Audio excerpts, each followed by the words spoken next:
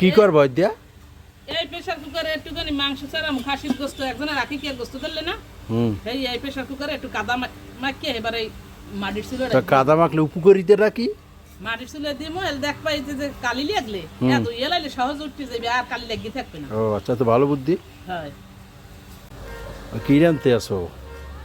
এই যে শুক্তবারু দিদি রাজমা দিয়েছিলে, এই রাজমা আর এই খাসির গোস্ত, এই আকিকের খাসির গোস্ত দিয়ে গেছিলেন না বারাটিরা, এই আজকে রাজমা দিয়ে ভুনা করবো। তেল দিয়ে দেবো এই প্রেসার কুকারে একটু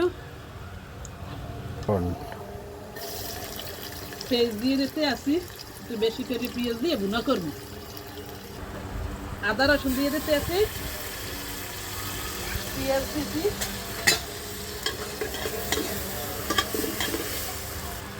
একটু মরিচের গুঁড়া দিয়ে দেবো, জাল জাল করে খাবো বেশি, এই মরিচের গুঁড়া, একটু হলদির গুঁড়া দিয়ে দেবো, মানে এই কালা জিরের গুঁড়া,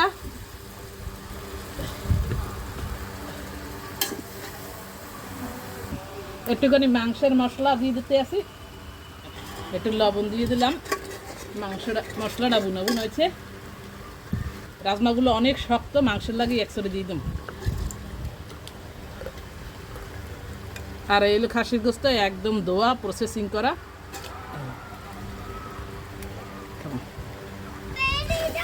এটা কষানো হয়ে গেছে, এখন পানি দিয়ে ডাকিয়ে দিব। প্রেসার কুকার এখন আটকে দিয়েছি, মাংস রান্না হইতে আছে। কি করতে আসো? তুমি বলে রেহা খাবা, এই রেহা করতে আসি, ওই ঈদে খাবা, ওই চিংড়ি মাছ দিয়ে রান্না দিতে মনে জোর ভালোই হইবে তাহলে। হয় ঠিক রেহা আছে, ভালো লাগে, রেহা তরকারি ঠান্ডা। ঠিক আছে। ওরে ভাই কিছু একটু গেছে বুঝছো, মা দেখছি ভাই খাসির গোস্ত রান্না সেই স্বাদ হবে, সেই স্বাদ। এই দেখো রাজমা রান্না, এক খাসির গোস্ত দিয়ে রাজমা রান্না হয়ে গেছে, দেখছো কি কালার আসছে, দেখছো?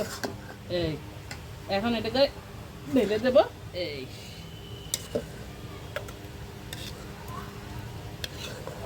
রান্নাবাড়া শেষ করে দুপুরের খাবার খেয়ে মেয়েকে নিয়ে গিয়েছিলাম একটু বাসার পাশেই নদীর ধারে। এটা বরিশালের কালিজিরা নদীর পার, কত সুন্দর মনোরম পরিবেশ, আর এই নদী দিয়ে বালুর জাহাজ যায় সব সময়। এই দেখুন, এখন আমরা একটু ভেলপুরি অর্ডার করছিলাম। ভেলপুরিটা খেতে সত্যি মজা হয়েছিল। আপনারা যারা যারা খেতে চান বরিশালের কালিজিরা নদীর পাড়ে এসে এভাবে ভেলপুরি খেয়ে নেবেন মনোরম পরিবেশে।